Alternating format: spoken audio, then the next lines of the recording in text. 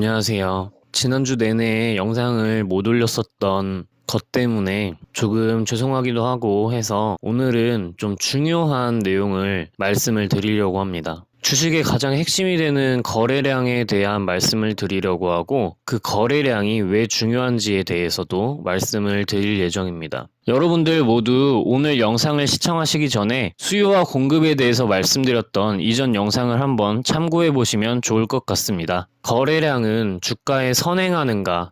에 대한 이야기를 오늘 할 예정인데요. 다른 사람들 모두 거래량의 중요성에 대해서 강조를 하지만 그 누구도 제대로 알려주는 사람이 없다고 저는 생각을 합니다. 그래서 저는 모든 분들이 이제 저랑 같이 거래량에 대해서 알아가고 저보다 덜 아셨던 분들도 저를 통해서 저보다 더 잘 알게 되신다면 저랑 함께 거래량에 대한 의견을 나누어 보고 다 같이 주식에 대해서 고수가 됐으면 좋겠다고 생각을 하는 의도에서 이제 오늘 영상을 녹화를 하게 되었습니다. 오늘은 거래량이 정말 중요한 것인지에 대해서 아주 객관적인 입장에서 분석을 해보려고 합니다. 그 밑바탕에는 제가 언제나 강조하는 수요와 공급에 대한 내용을 바탕으로 이야기를 이끌어 나가보도록 하겠습니다. 먼저 거래량이 무엇인지에 대해서 말씀을 드리겠습니다. 거래량이라는 것은 거래라는 행위가 일어난 횟수를 뜻합니다. 그렇다면 거래는 무엇인가? 거래는 수요와 공급이라는 포지션에서 시장 참여자들의 심리가 돈으로 표출되는 것을 말합니다.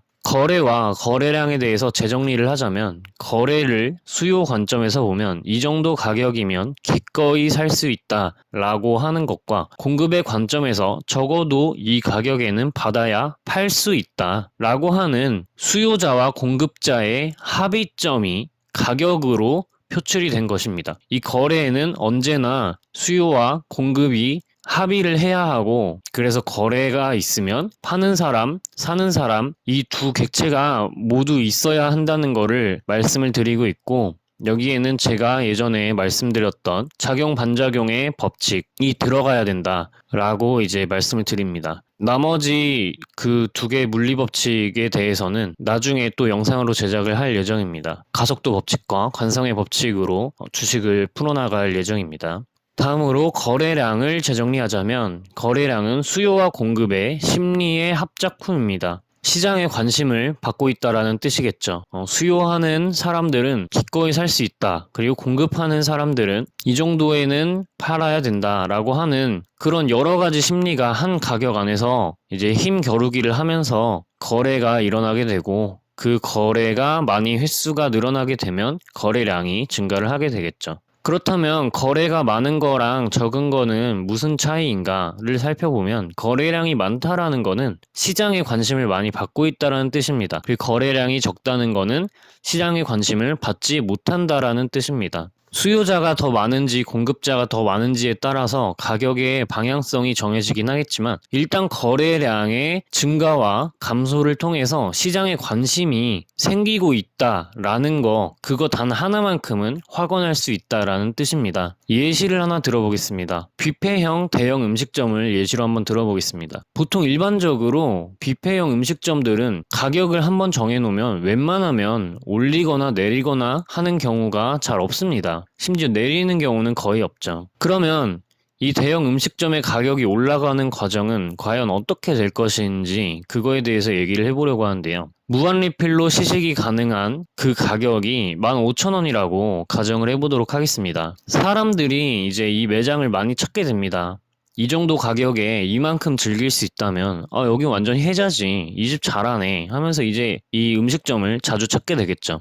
수요와 공급의 합의점이 15,000원으로 이제 합의를 보게 된 것입니다. 그리고 더욱더 많은 사람들이 매장에 방문을 하게 됩니다. 이 집이 맛집이기 때문에 실력이 있는 거죠. 이거를 저희는 재무제표나 앞으로 이 산업의 방향성을 보고 종목에 들어가게 되는 것처럼 이 음식점은 맛집이었기 때문에 내실이 있기 때문에 이제 많은 사람들이 방문을 하게 된 거죠. 이렇게 거래량이 증가를 하게 됩니다. 이제 경영진들 입장에서는 지금 상태로도 충분히 영업이익을 낼 수 있지만 자기 자신의 서비스가 더욱더 높은 가격에 평가되었으면 좋겠다라고 생각을 하게 됩니다. 그래서 자기의 서비스를 더 비싼 가격에 제공하고자 하게 되고 결국 그들은 무한리필의 가격을, 음식점의 가격을 올리게 됩니다. 그럼에도 불구하고 소비자들은 이 집은 이 정도면 그래도 먹을만 하지. 이 집은 그래도 이 정도는 받았어야 됐어. 원래. 난 그렇게 생각했어. 라고 말을 하면서 기꺼이 아직도 돈을 지불하고 서비스를 제공을 받습니다. 이게 바로 수요죠. 그래서 수요와 공급의 합의점이 17,000원이 되게 되면서 가격이 15,000원에서 17,000원으로 상승을 하게 된 겁니다. 뭐가 먼저인지 이해를 하셨나요? 거래량이 먼저 증가하고 수요가 증가하고 가격이 상승하게 된 겁니다. 닭이 먼저냐 달걀이 먼저냐의 개념이 아닙니다. 가격 상승 이전에는 무조건 거래량의 증가를 통해서 시장, 즉 소비자, 사고자 하는 사람들에 의해서 그리고 팔고자 하는 사람들에 의해서 평가를 받아야 된다라는 겁니다. 그러면 거래량 증가에도 불구하고 가격이 하락하는 경우도 한번 생각을 해보겠습니다. 똑같이 뷔페형 대형 음식점을 생각을 해보도록 하겠습니다. 이들은 15,000원에 무한리필을 제공을 했습니다. 처음에 개점을 하면서 인플루언서들과 광고들을 통해서 많은 사람들의 관심을 쏠리게 했죠. 근데 이 개점 초기에 수많은 사람들이 이제 서비스를 이용하게 됐는데 그래도 너무 비싼 가격에 그리고 너무 창렬이었던 이 음식점에 소비자들은 재방문을 하지 않았고 막 악플을 달게 되면서 추가적으로 유입되는 고객이 현저하게 줄어들게 되고 있었습니다. 아주 많은 소비자들이 방문을 하면서 형편없는 직으로 낙인 찍히게 된 것이죠. 평가를 받은 겁니다. 수많은 소비자들에게, 수요자들에게. 경영진은 당황하게 됩니다. 나는 15,000원이면 충분히 내 서비스가 제값을 받는 거라고 생각을 했는데 시장의 평가는 냉혹했구나. 음식은 남아돌고 고객은 오지가 않습니다. 유통기한이 지나서 음식을 모두 버릴 판국이었죠. 공급이 수요보다 엄청나게 많아지게 된 겁니다. 공급이 수요를 압도하게 됐죠. 경영진은 특단의 조치를 취하게 됩니다. 가격을 낮추고 신메뉴를 개발해서 본격적인 광고를 하게 된 것이죠. 소비자들은 다시 한번 믿어보자는 마음에 인하된 가격인 13,000원에 기꺼이 돈을 지불하고 서비스를 충분히 즐기게 됩니다. 이 상황이 입소문을 타고 소비자들이 많이 입점하게 됩니다. 거래량이 증가하는 거죠. 음식점은 다수의 소비자들에게 재평가를 받고 현 가격인 13,000원의 서비스를 제공하게 됩니다. 수요와 공급의 합의점이 드디어 맞게 된 거죠.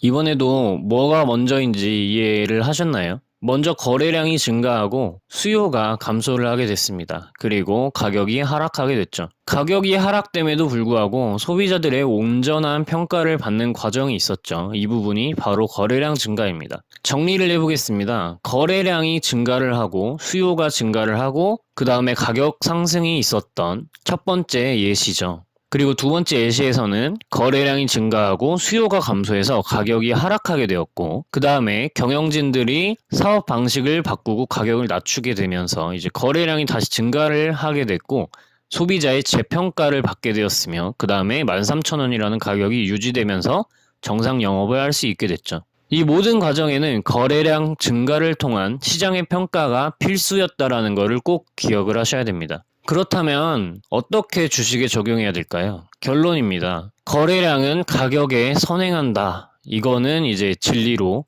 생각을 하겠습니다. 이제 우리가 주식에 적용해야 되는 방법에 대해서 생각을 해야겠죠. 첫 번째, 두 번째, 세 번째 스텝으로 나눠봤는데요. 첫 번째 스텝은 거래량이 증가한 종목을 찾는다라는 겁니다. 이 부분에서 이제 차트 분석이 들어가야 되겠죠. 이 차트 분석적인 부분은 제가 해드리는 내용입니다. 제가 거래량이 증가한 종목들 중에 항상 좋은 종목을 차트가 괜찮은 종목들을 골라서 드리는데 앞서 말씀드렸던 것처럼 거래량이 증가한다고 해서 무조건 상승한다는 것도 아니고 무조건 하락한다는 것도 아닙니다. 지금 이 종목이 어떠한 위치에 있고 앞으로 산업의 방향성이 어떠한지 지금 시장의 흐름은 어떠한지를 파악을 해야 거래량이 증가한 종목을 통해서 앞으로 수익을 기대해 볼 수 있게 되는 거고요. 그렇기 때문에 제가 찾아드리는 종목에서 여러분들이 매매 계획을 세우시고 접근을 하시라는 말씀을 제가 항상 드리는 겁니다. 다음 스텝 2는 현 가격이 적절한지 평가를 해야 된다라는 겁니다. 이러한 부분은 앞으로 이 종목이 겪게 될, 이 산업군이 겪게 될 어떠한 이 시장의 흐름을 파악을 하는 것이 중요하다라는 말씀이고 그 산업군 중에서도 이 종목이 저평가가 되어 있는지 그리고 상폐될 가능성은 없는지를 이제 잘 살펴봐야 된다. 라는 거고요. 세 번째 스텝으로는 자기가 기꺼이 살 수 있는 가격을 정해서 그 가격이 올 때까지 기다리거나 아니면 지금 당장 충분히 싸다고 생각해서 바로 매수를 들어간다거나 하는 그런 매매 계획을 여러분이 스스로 짜고 그에 맞게 거래를 해야 된다는 겁니다. 이 부분은 여러분들이 스스로 판단하셔야 하는 그런 부분입니다. 오늘 이렇게 거래량이 가격에 선행하는지에 대해서 한번 정리를 해봤는데요. 앞으로 거래량에 관련한 그리고 차트 분석적으로 어떠한 방법으로 접근을 해야 괜찮은 종목들을 추려내고 종목에 접근할 수 있는지, 수익에 접근할 수 있는지에 대해서 앞으로도 교육 영상 많이 올려드리도록 할 테니 여러분들 주식 공부하시는 데 도움이 되셨다라고 한다면 구독 버튼 클릭 부탁드리겠습니다. 오늘도 시청해주셔서 감사드리고 여러분들 즐거운 주말 보내셨으면 좋겠습니다. 감사합니다. 좋은 하루 되세요.